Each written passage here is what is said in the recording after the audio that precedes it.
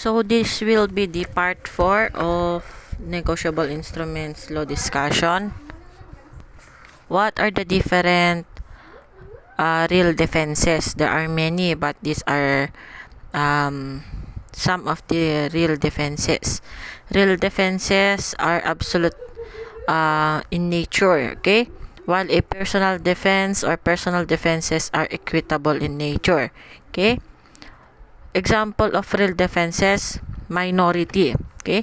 Minority is of course only available to minors or those who are below 18 years of age. Another one is forgery, okay? That is provided in your section 23 of negotiable instruments law. Another real defense is non-delivery of incomplete instruments, okay? Or the incomplete and undelivered instrument. This is provided in your section 15 of negotiable instruments. Another one is material alteration. This is provided in section 124 to 125 of negotiable instruments. Another one, ultra vires acts of corporation. Okay? What is an ultra vires act? Ultra vires acts are those acts that are committed outside the functions of a corporation. While another one is fraud in factum or esse contractus. Another one is illegality. Okay? Illegality in illegality if declared void for any purpose. Okay? Number 8 is vicious force or violence. Number 9, another one is want of authority. Number 10 is prescription. And lastly, discharge in insolvency. As for personal defenses, okay, these are the examples or the circumstances. One is failure or absence of consideration. Okay? Walang money involved or there's no consideration involved. Another one is illegality of consideration. Number 3, non-delivery of complete instruments. Okay? Pansinin nyo sa real defense, non-delivery of incomplete instrument. Yung sa personal defense is non-delivery of complete instrument. Okay? Another one is conditional delivery of complete instrument. Another, fraud in inducement. Another one is filling up of blank instrument or filling up blank not within authority. Another one is duress or intimidation. Another is filling up blank beyond reasonable time. Okay? Transfer in breach of faith. Mistake. Insertion of wrong date. And antedating or postdating for illegal or fraudulent purpose. Okay. So, what is the difference between a real and personal from personal defense? Okay? The other term for real defense is absolute defense. Okay? And while a personal defense, the other term is equitable defense. Okay? A real defense, okay? Real or absolute defenses attached to the instrument and are available against all holders, whether in due course or not. Kasi 'di ba, ang holder in due course, they are free from real defense. Okay? They are free from personal defense but not from real defense. Okay? Ang holder in due course natin, free siya sa lahat ng real defense.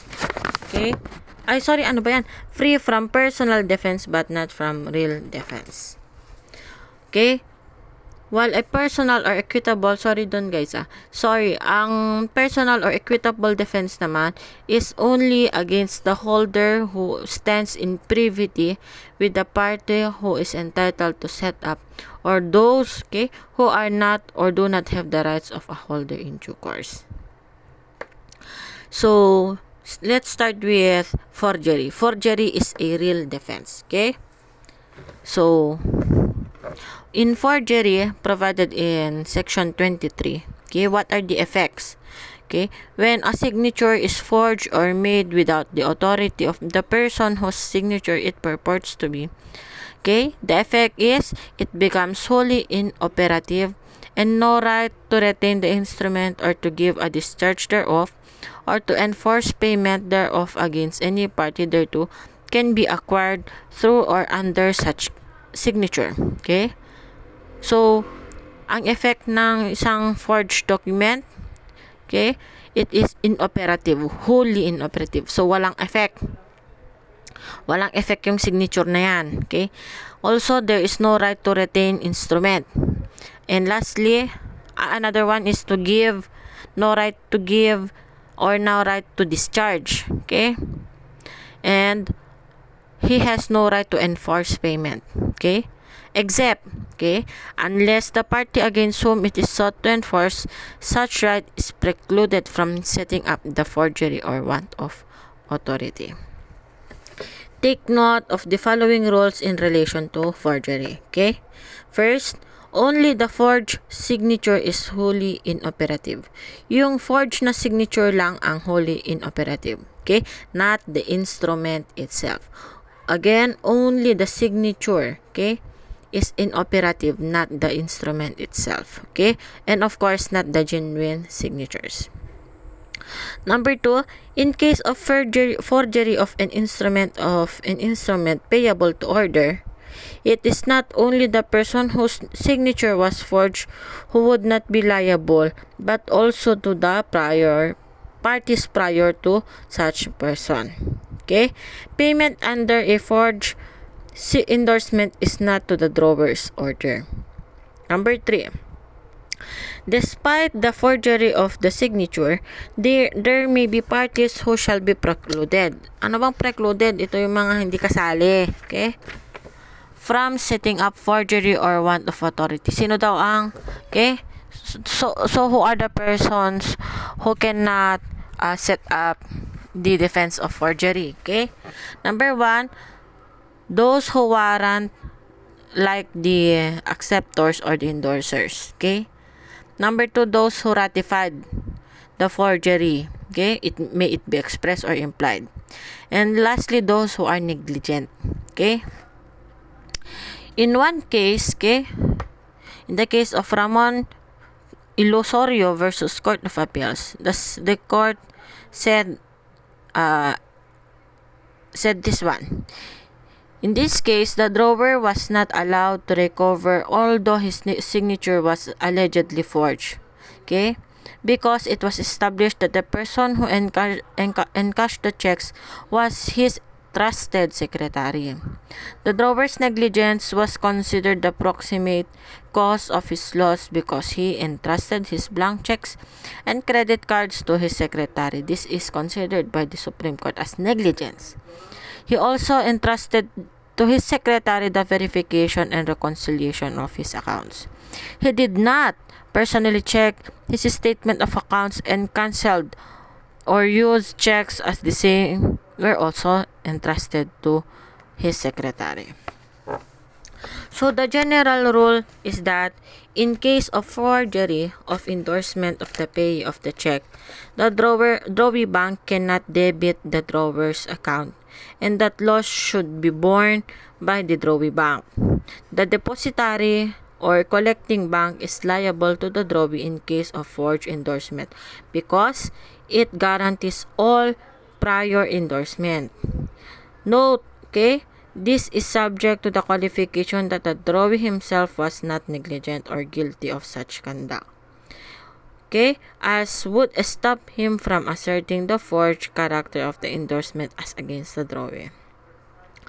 In another case, in the case of Traders Royal Bank versus RPN, okay, the Supreme Court said that, okay, the Supreme Court explained that only the drawee may be held liable if it was not established that the checks containing forged endorsements passed through the alleged collecting banks.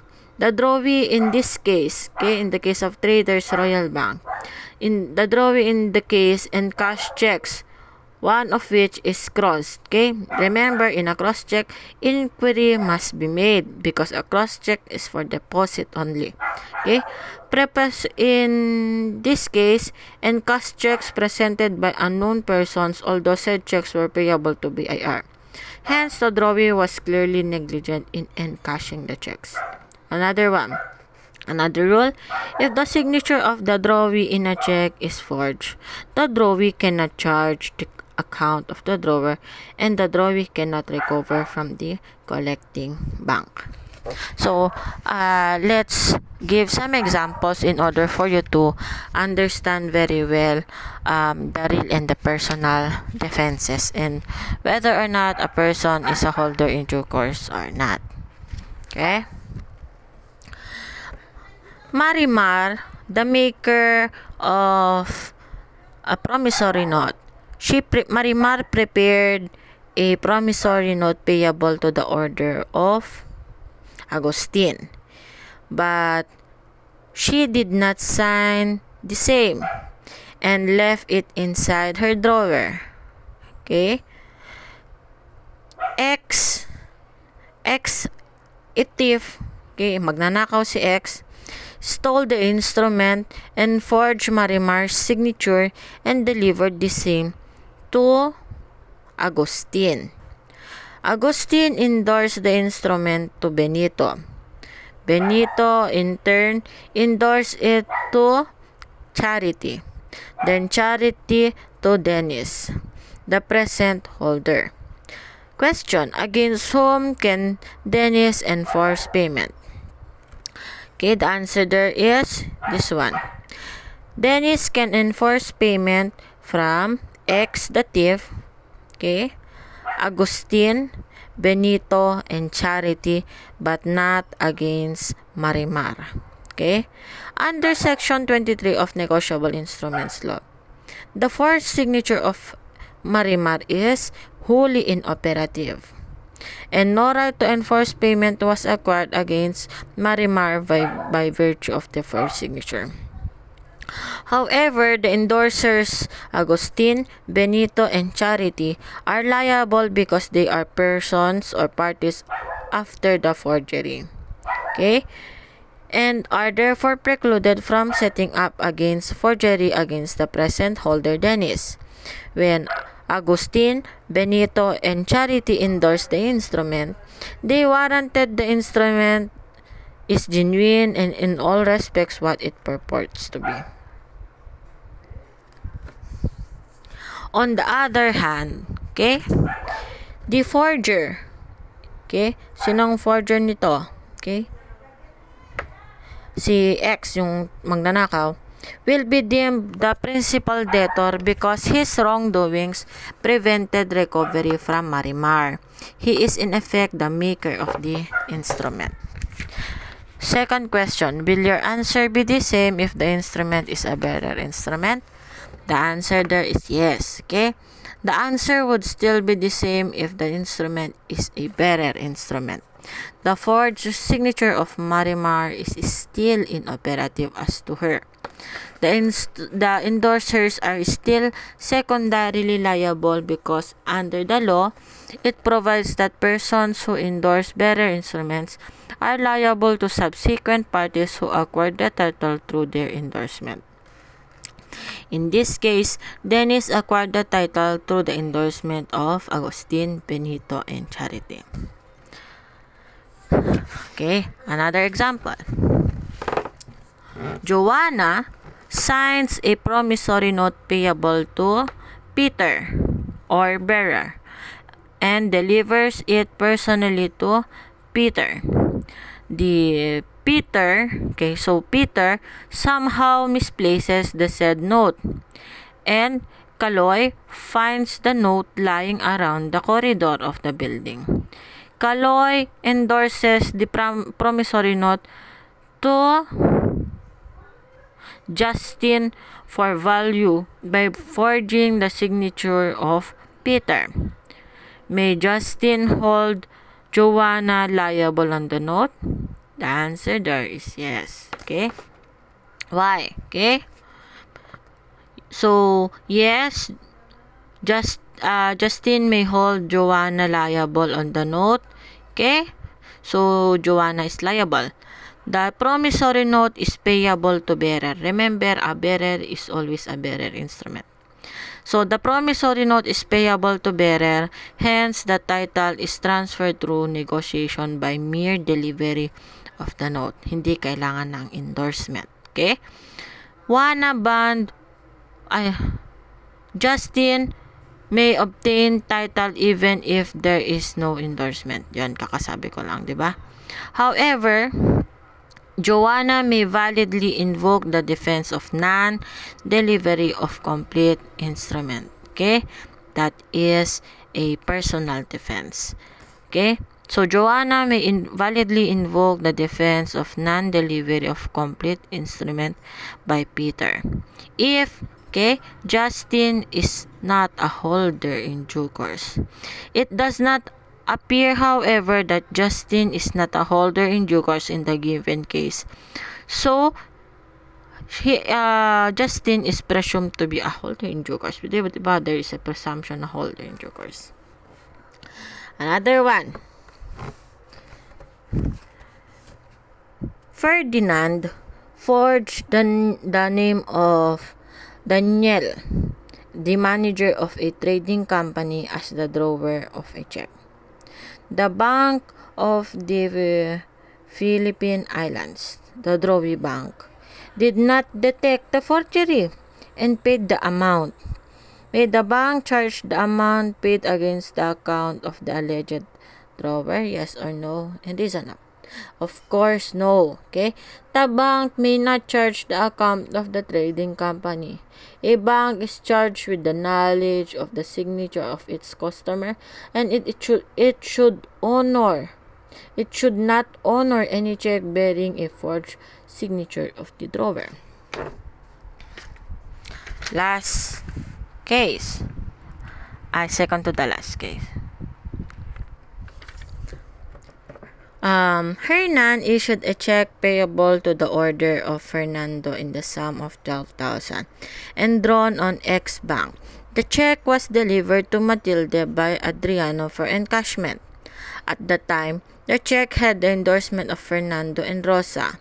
When Matilde encashed it with X Bank, she affixes her signature on the check. Upon Matilde's receipt of the cash proceeds of the check, she turned over the amount to Adriano. X Bank was informed that the alleged endorsement of the pay Fernando was forgery, since the latter had died 2 years ago. X Bank, having refunded the amount to Hernan, sued Matilde, who refused to return the money. Question: was X Bank correct in paying Hernan? Of course, yes. X Bank was correct in paying Hernan. The forged signature of the pay is wholly inoperative, and no right to give discharge to the instrument was acquired by X Bank through the forged signature. When X Bank paid Matilde, it did not comply with the order of its client. Hence, it's the duty of the bank to reimburse its client Hernan. Question: does X Bank have a course of action against Matilde? Of course, yes. X Bank has a cause of action against Matilde. Matilde is a general endorser in the given case, and as such, she warrants that she has a good title to the instrument. Having breached such warranty, she is now responsible to the collecting bank, even if she encashed the checks for Adriano as an accommodation party. Her liability as an endorser remains. Last, Anna delivers a bearer instrument to Ben. Ben then especially endorses it to Chris, and Chris later endorses it in blank to Diane. Okay? Ellen steals the instrument from Diane, and forging the signature of Diane, succeeds in negotiating it to Fran, who acquires the instrument in good faith. and for value. If for any reason the drawee bank refuses to honor the check, can Fran enforce the instrument against the drawer? Okay, the answer there is yes. Fran can enforce it against the drawer, who is here Anna, but she cannot hold Ben, Chris, and Diane liable. The instrument involved is a negotiable instrument that is payable to bearer. Okay? Diba? So, Anna delivers a bearer instrument, sabi ko kanina. Again, a bearer instrument is negotiated through mere delivery. Okay? The holder thereof is whoever is in possession of the instrument, and endorsement is not necessary for the title of the holder endorsee. Hence, the drawer, Anna, is liable to the holder. Nevertheless, the person who endorsed the instrument are liable to those who acquired title through endorsement. Okay? In this case, Fran did not acquire his title through the endorsement of Ben, Chris, and Diane. Diane did not even endorse the instrument, and the title of Fran cannot be traced from Ben and Chris' endorsement because of the break created by the forged endorsement of Diane. The fact that Fran is a holder in due course is not material because forgery is a real defense. Remember that one. Thank you for listening, and the basis of my discussion is the Book of De Leon, Book of Miravite, and Book of Sunjang. Kindly read those books and for more to understand better the topic. Thank you for listening and have a nice day.